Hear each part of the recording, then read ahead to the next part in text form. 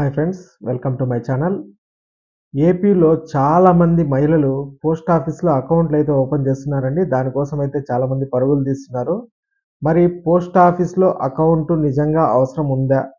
AP పథకాలకి ఈ post office account compulsory కావాలనా అనేది అయితే ఈ వీడియోలో మనం తెలుసుకుందాము. ఇక మీరు ఇంతవరకు నా ఛానల్ సబ్స్క్రైబ్ చేసుకోకుండా ఉంటే దయచేసి సబ్స్క్రైబ్ చేయండి. దీనివల్ల నేను చేసే ప్రతి వీడియో యొక్క నోటిఫికేషన్ మీకైతే అందుతుంది. అలాగే ఏపీ ప్రభుత్వ పథకాలకు సంబంధించిన ఏ సమాచారాన్ని మీరు మిస్ అవ్వకుండా అయితే ఉంటారు. అలాగే ఈ వీడియోకి లైక్ చేయండి, షేర్ చేయండి. మీరు ఇచ్చే ఒక్క లైక్, మీరు చేసే ఒక్క సబ్స్క్రిప్షన్ మాకు ఎంతో ఎంకరేజింగ్గా ఉంటుంది.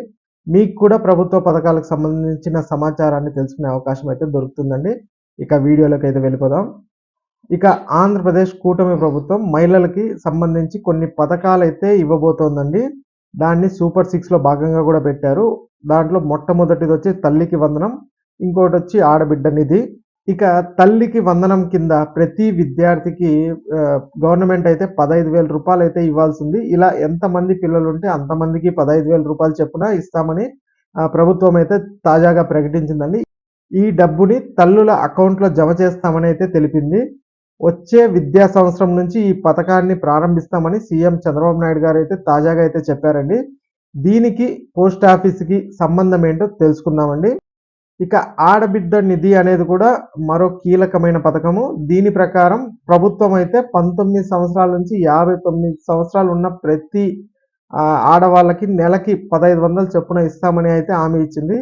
ఈ పథకం డబ్బుని డైరెక్ట్గా అకౌంట్లో వేస్తామనేసి కూడా గవర్నమెంట్ అయితే తెలిపిందంటే, అయితే ఈ పథకాన్ని ఎప్పుడు ప్రారంభిస్తారో ఇంకా మనకైతే వివరాలు రాలేదు.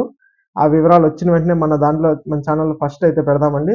అలాగే ఈ పథకానికి కూడా పోస్ట్ ఆఫీస్కి సంబంధం ఉందా లేదా కూడా తెలుసుకుందాం. ఇక తల్లికి వందనం, ఆడబిడ్డ నిధి, ఈ 2 పథకాల డబ్బును ప్రభుత్వం పోస్ట్ ఆఫీస్ అకౌంట్లోనే జమ చేస్తుందని, ఇలా పోస్ట్ ఆఫీసులకు బలోపేతం చేయడానికి ప్రభుత్వం అయితే ప్లాన్ చేస్తోందని ఒక ప్రచారంలో ఏపీలో 2 నెలల కింద అయితే మొదలైందండి. ఈ ప్రచారం ప్రకారం ఏపీ ప్రభుత్వం ఎవరికైతే పోస్ట్ ఆఫీస్లో అకౌంట్లు ఉంటుందో వారికి మాత్రమే ఈ పథకాలకు సంబంధించిన డబ్బులని అకౌంట్లో వేస్తాము, పోస్ట్ ఆఫీస్ అకౌంట్ లేని వారికి డబ్బు ఇవ్వదు అని ప్రచారం అయితే జరుగుతోంది. ఈ ప్రచారం నిజమే కావచ్చు అనుకుంటూ ఏపీలో చాలామంది మహిళలు 2 నెలలుగా పోస్ట్ ఆఫీస్కి వెళ్ళి అకౌంట్లు అయితే తెరుస్తూనే ఉన్నారు. ఇక ఈ పోస్ట్ ఆఫీస్లో జనరల్గా అకౌంట్ తెరవాలంటే ఒక 200 రూపాయలు అయితే మనం జమ చేయాల్సి ఉంటుంది. అయినప్పటికీ చాలామంది ఇలాగే తెరుస్తున్నారు. నిజానికి పోస్ట్ ఆఫీస్లో అకౌంట్ తెరిచి అందులో నెల నెల కొంత డబ్బు పొదుపు చేసుకుంటే మంచిదే. ఏమంటే వడ్డీ వస్తుంది, మంచి వడ్డీ వస్తుంది. మనకు బ్యాంక్ కంటే కూడా పోస్ట్ ఆఫీస్లో మంచి వడ్డీ ఇస్తున్నారు, రిస్క్ కూడా ఉండదు. కానీ ప్రభుత్వం పోస్ట్ ఆఫీస్ అకౌంట్ ఉన్న వారికే పథకాలు ఇస్తామని ఎక్కడా అయితే చెప్పలేదండి. ఈ పుకార్ సైలెంట్గా అయితే వ్యాపిస్తోంది. ఇక అలాగే ఈ పుకారు నమ్మవద్దని ప్రభుత్వ అధికారులు కూడా ఎక్కడ ప్రకటన అయితే చేయట్లేదు. వాళ్ళు ఒకసారి ఈ ప్రకటన చేయడం కూడా అవసరం అండి.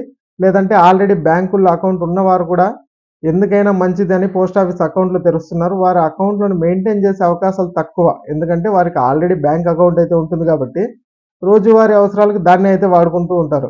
కొత్తగా తెరిచిన పోస్ట్ ఆఫీస్ అకౌంట్ని వారు ఉపయోగించకుండా వదిలేసే పరిస్థితి అయితే రావచ్చు. అందువల్ల పోస్ట్ ఆఫీస్కి కలిసి వచ్చేదైతే ఏమీ ఉండదు.